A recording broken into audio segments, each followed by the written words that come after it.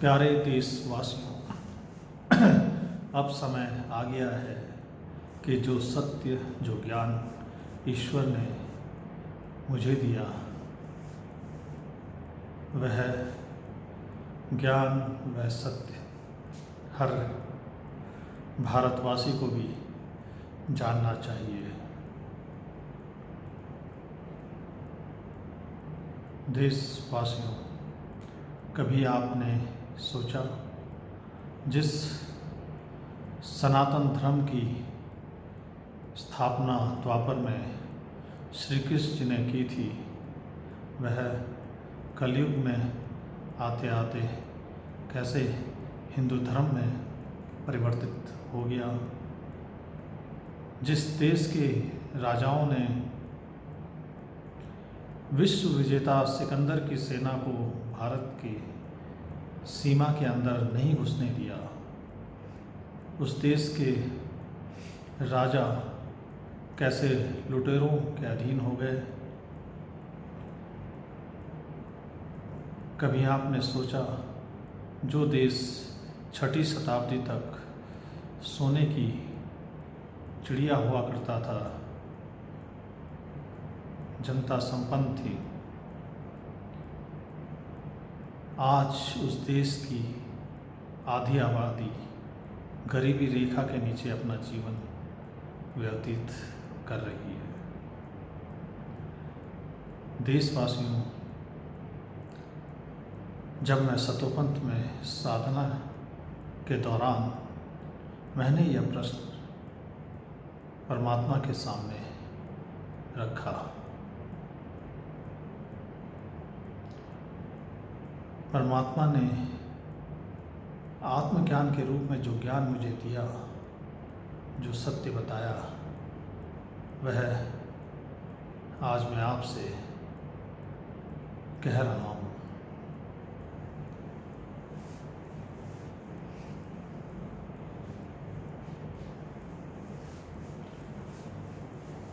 देशवासियों, आज से लगभग 3500 वर्ष पूर्व जब यूरोप में धार्मिक क्रांति हो रही थी और यहूदी धर्म की स्थापना हो रही थी, तो उस समय मध्य यूरोप से मनुष्यों का एक समुदाय भारत की तरफ आया।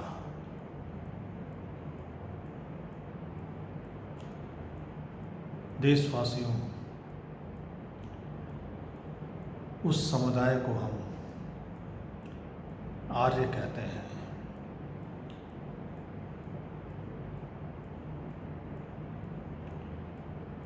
वह समुदाय अंधविश्वास और पाखंड और तंत्र मंत्र को जानने वाला था। उसने पश्चिम के वासियों को अंधविश्वास और पाखंड में, चंगुल में, अपने जाल में फंसा के रखा हुआ था और तंत्र मंत्र के जरिए भी अपने जाल में फंसाया हुआ था। यहूदी धर्म से पहले पश्चिम के लोग ईश्वर के बारे में नहीं जानते थे, वह प्रकृति को ही सब कुछ समझते थे और अग्निदेव, सूर्यदेव, वायुदेव, भूमिदेव आदि की पूजा किया करते थे। देशवासियों, इतिहास की किताब में यह तो दर्ज है कि मध्य यूरोप से आर्य आए थे, लेकिन इतिहास की किताबों में यह दर्ज नहीं है कि आर्यों ने भारत में आकर क्या किया। वह मैं आज आपको बताऊंगा, जो परमात्मा ने मुझे ध्यान के दौरान आत्मज्ञान के रूप में दिया।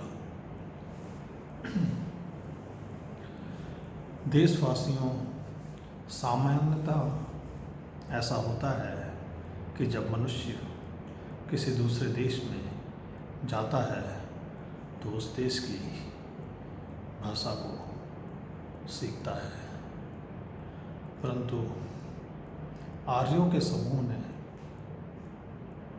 जब वे भारत में आए तो उन्होंने अपनी भाषा और भारत की हिंदी वर्णमाला को मिलाकर एक नई भाषा की उत्पत्ति करी, जिसे हम संस्कृत कहते हैं। इसमें कोई संदेह नहीं कि संस्कृत भाषा का उदय भारत में हुआ, परंतु यह भाषा भारतवासियों द्वारा उत्पन्न नहीं की गई। यह भाषा एक समुदाय की थी। यह भाषा न किसी क्षेत्र न राज्य की थी।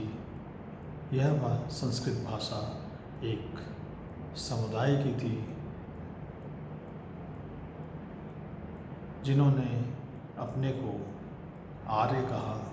आर्य का अर्थ होता है सबसे श्रेष्ठ।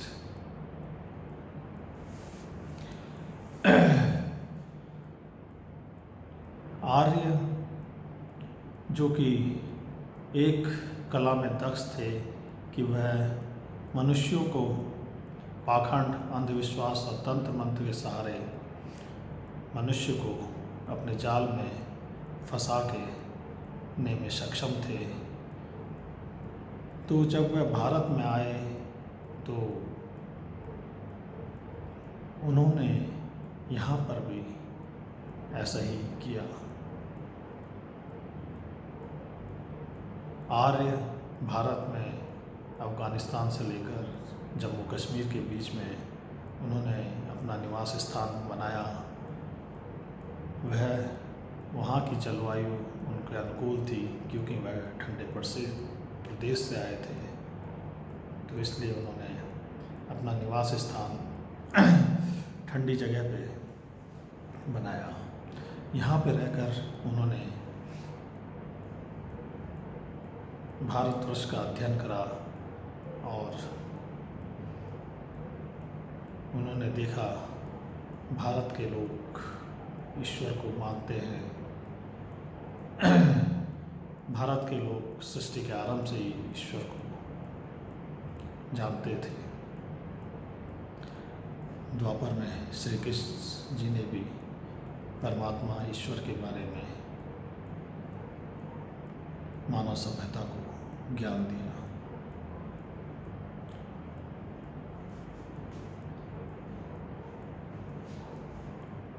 आर्यों ने सबसे पहले जो भारत का जितना भी ज्ञान था उसको संस्कृत में अनुवाद करके अपने पास रख लिया और धीरे धीरे यह ज्ञान भारतीयों से दूर हो गया।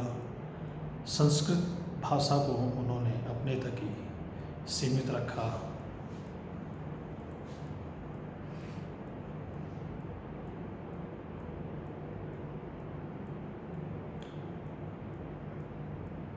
आर्य बाहर से आए थे, वह यहाँ पे शरणार्थी के रूप में थे।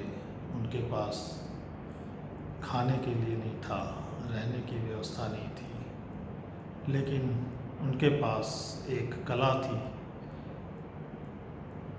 बुद्धि थी कि वह मनुष्य को अपने कब्जे में कैसे करना है जानते हैं। उन्होंने देखा भारत के लोग ईश्वर को बहुत मानते हैं, तो उन्होंने ईश्वर को केंद्र पे रखकर कई तरह की कहानियाँ रची। कर्मकांडों की रचना करी।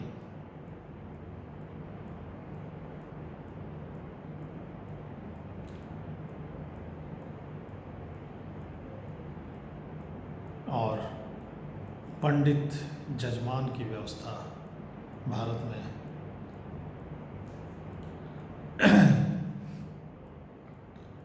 व्यवस्थित करी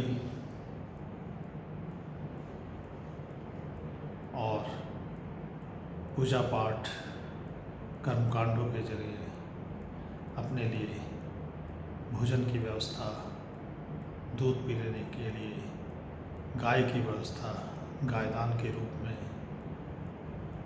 अन्न वस्त्र के लिए अन्नदान, वस्त्रदान और भूमि के लिए भूमिदान की व्यवस्था करी।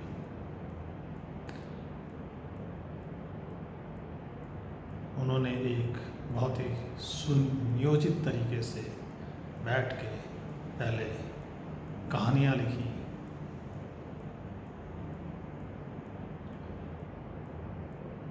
एक रणनीति बनाई और उसके बाद पूरे भारत में उसको प्रचार प्रसारित किया।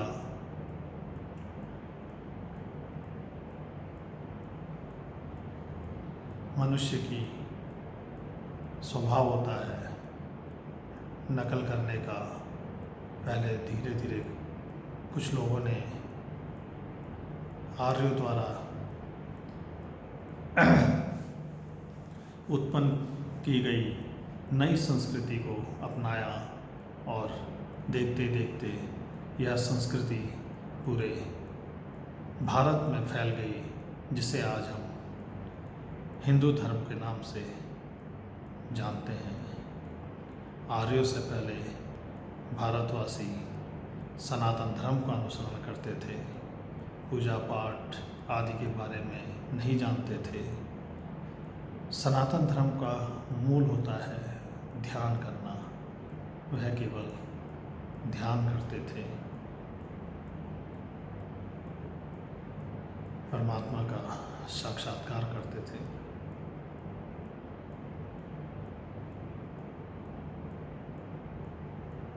लेकिन समय के साथ भारतवासी उन्हें आर्यों द्वारा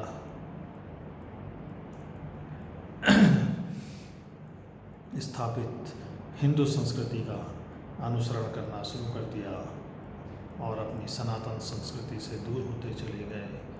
आज वर्तमान में भारत में कितने लोग ध्यान करते हैं? ज़्यादातर मंदिरों में पूजा पाठ कर रहे हैं।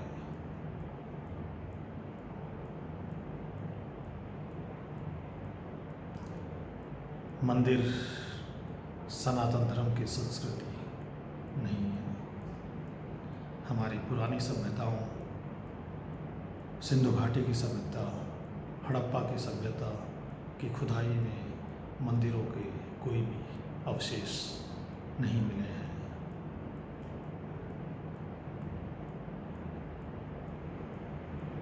आर्कियोलॉजिकल सर्वे ऑफ इंडिया के अनुसार भारत में पहला मंदिर 650 ईस्वी के आसपास बिहार में बनकर बना था। हमारे देश में जितने भी मंदिर हैं वह 6ठी शताब्दी से 1000वीं शताब्दी के बीच के बने हुए हैं, चाहे वो एलोरा की गुफाएं हों चाहे अजंता की गुफाएं हों।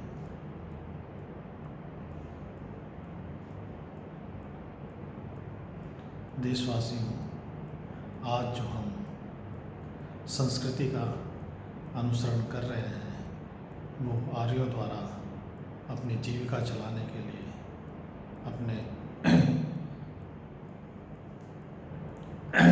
स्वार्थ के लिए, अपने आवश्यकताओं को पूरी करने के अनुसार के लिए बनाई गई संस्कृति के अनुसार हम उस संस्कृति का अनुसरण कर रहे हैं। उन्होंने बड़ी चतुराई से कर्मकांडों की रचना करी, जिससे भोले भाले भारतीय उनके जाल में फंस गए। उन्होंने कई तरह के संस्कारों की रचना करी। अंत में उन्होंने मृत्यु के पश्चात के संस्कारों की भी रचना करी। जबकि मृत्यु के पश्चात जो संस्कार करते हैं उनका मनुष्य की आत्मा से कोई लेना देना नहीं है। परमात्मा जिन्होंने सृष्टि की रचना करी, उन्होंने एक व्यवस्था बनाई हुई है। हर आत्मा एक शरीर धारण करती है और जब वह शरीर मृत्यु को प्राप्त होता है तो मृत्यु के पश्चात वह आत्मा उस शरीर के कर्मों को अपने साथ ले जाती है और उन्हीं कर्मों के अनुसार उन्हें नया शरीर मिलता है, स्वर्ग मिलता है, नरक मिलता है। न कि मृत्यु के पश्चात किए गए संस्कारों के बाद स्वर्ग मिलता है, मोक्ष मिलता है। आत्मा को मोक्ष तो तब मिलता है जब वह आत्मा ध्यान के द्वारा परमात्मा में विलीन हो जाती है, परमात्मा का साक्षात्कार परमात्मा में विलीन हो जाती है, तब उस आत्मा को मोक्ष मिलता है। मृत्यु के पश्चात किए गए संस्कारों से न आत्मा को स्वर्ग मिलता है, न मोक्ष मिलता है, लेकिन ज्ञानवश हम भारतीय सब यह कार्य कर रहे हैं।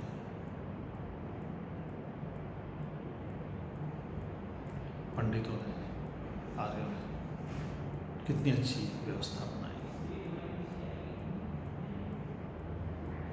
अपनी जीविका चलाने की।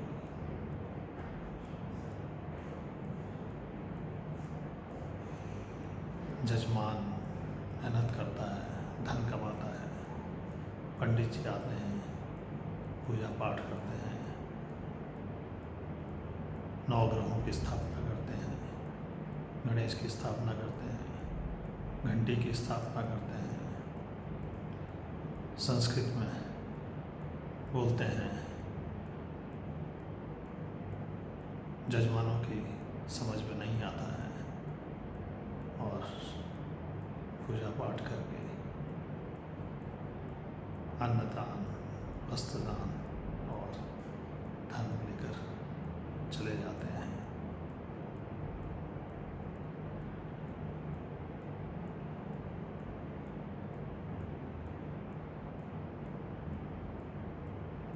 देशवासियों, आज एक गरीब आदमी के घर में जब मृत्यु होती है तो वह भी समाज को देखते हुए मृत्यु के पश्चात के संस्कारों को करता है। उन संस्कारों को करने में बहुत खर्चा आता है। वह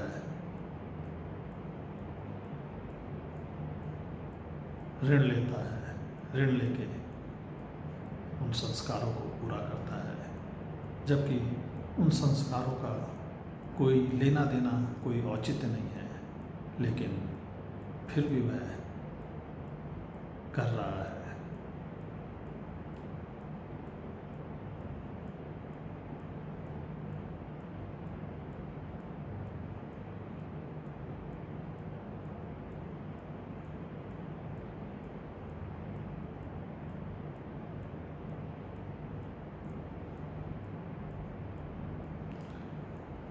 देशवासियों,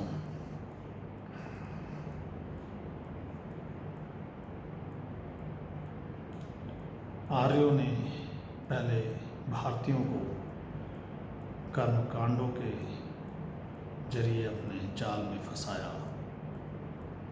जब उन्होंने कर्मकांडों के जरिए भारतीयों को अपने जाल में बिछा दिया, फिर उनके दिल में राज करने की इच्छा भी हुई।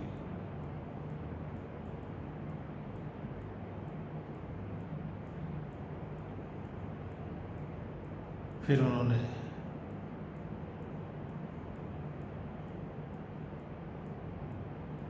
राजमहलों में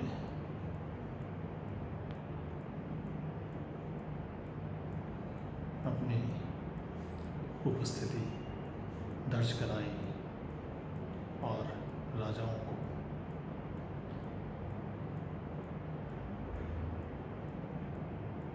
अपनी बुद्धि के अनुसार चलाने लगे। उन्होंने राजाओं से मंदिर बनवाए और राजा अपना राज छोड़कर मंदिर बनाने में लग गए।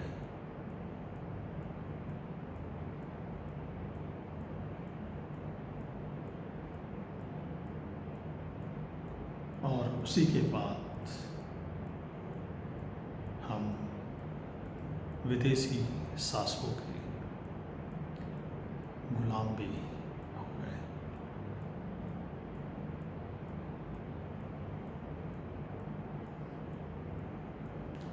देशवासियों,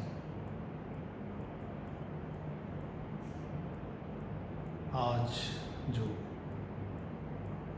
भारत की स्थिति है, जो देश की आधी जनता गरीबी रेखा के नीचे है, युवा बेरोजगार है, वह भी राजनीतिक व्यवस्था के कारण है।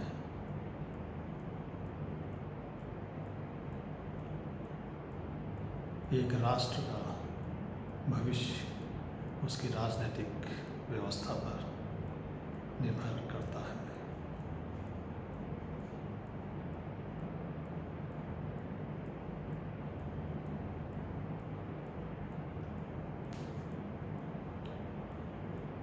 देशवासियों, ईश्वर ने मुझे आपके बीच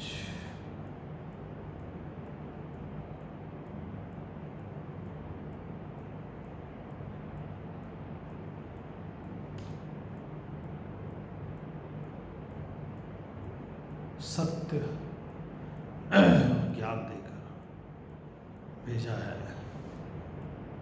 कि आप हजारों साल से आर्यों के मानसिक गुलाम हैं। उस मानसिक गुलामी से स्वतंत्र करने के लिए मुझे ज्ञान देकर आपके बीच में भेजा है।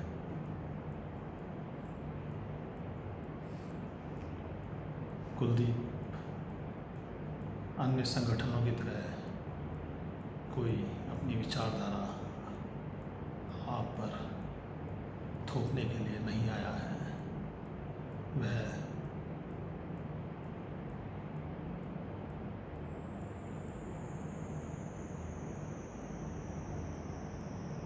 आपके मानव सभ्यता के भलाई के लिए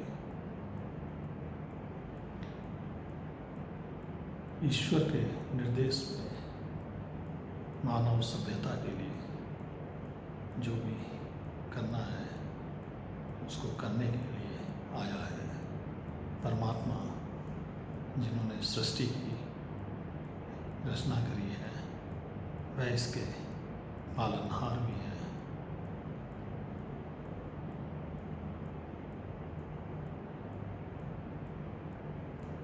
सृष्टि के प्रारंभ से सृष्टि एक समान नहीं रही, उसका विकास निरंतर जारी है। उसी क्रम में परमात्मा को जब धरती पर नई व्यवस्था बनानी होती है तो जो साधक उनकी शरण में जाता है उसको ज्ञान देकर, साक्षात्कार देकर उससे वह अपना कार्य कराते हैं।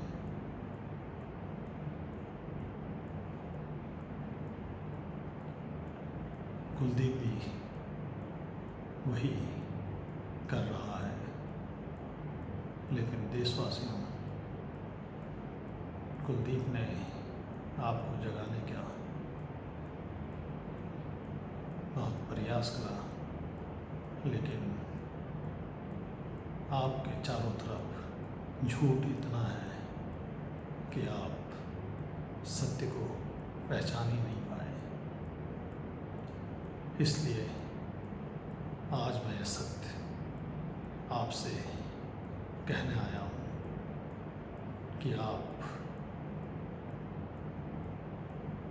विदेशी समुदाय के मानसिक गुलाम हैं, आप आर्यों के मानसिक गुलाम हैं।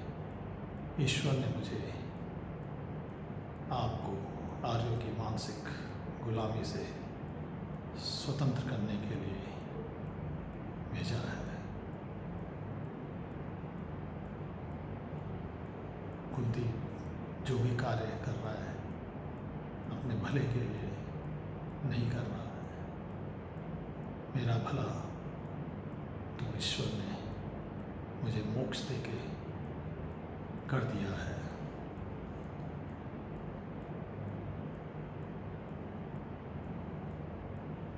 मनुष्य योनि सबसे कष्टदायक योनि है। इस योनि से जितनी जल्दी मोक्ष मिल जाए, मुक्ति मिल जाए, वही सबसे श्रेष्ठ है। इसलिए देशवासियों, मुझ पर विश्वास कीजिए, मेरे साथ खड़े होइए।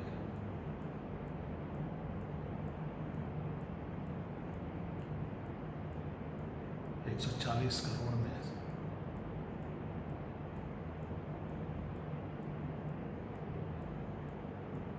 क्या कोई भी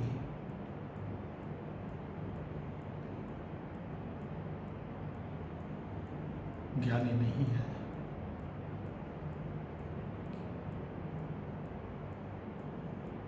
जो मानव सभ्यता के लिए कुछ करना चाहता है, अपने राष्ट्र के लिए कुछ करना चाहता है?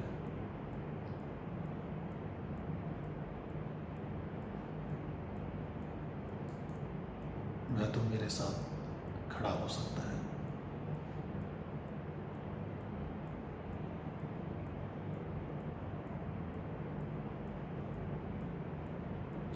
देशवासियों, राष्ट्र का भविष्य उसकी राजनीतिक व्यवस्था पर भी निर्भर करता है। अगर राष्ट्र में कुछ परिवर्तन लाना है तो हमें राजनीतिक व्यवस्था को भी बदलना होगा।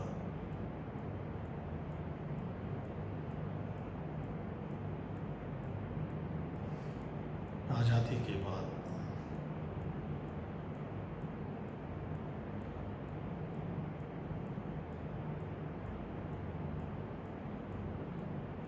एक राजनीतिक पार्टी ने तुष्टीकरण की राजनीति करी, भ्रष्टाचार का बीज बोया और उसके पौधे को बड़ा किया। फिर दूसरी पार्टी आई,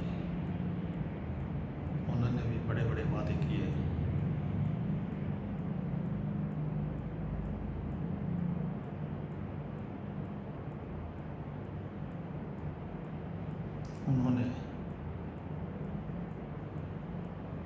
सांप्रदायिकता की राजनीति करी।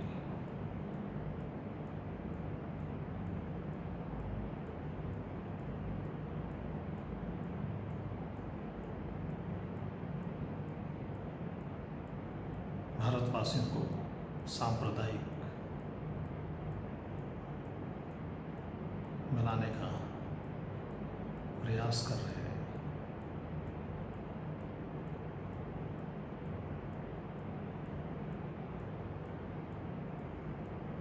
सांप्रदायिकता के आधार पर मनुष्य को मनुष्य से लड़ाना ईश्वर की दृष्टि में एक बहुत बड़ा अपराध है।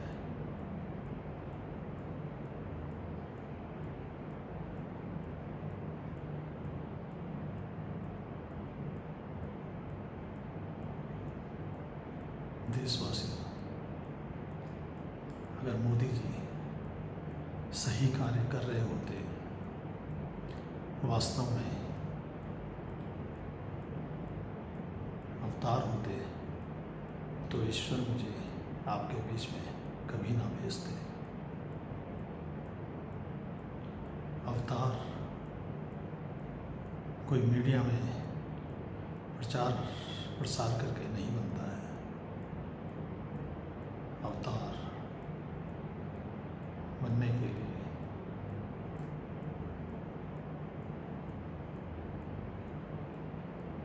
परमात्मा के सम्मुख परीक्षा उत्तीर्ण करनी होती है। परमात्मा जिसे इस परीक्षा में उत्तीर्ण करते हैं,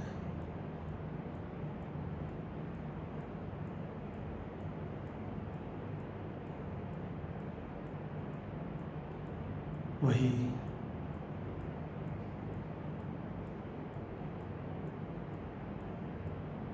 अवतार का भागीदार है।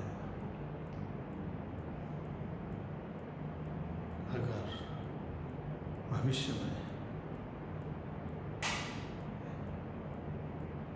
इस धरती पर कोई अवतार होगा तो कुलदीप ही होगा।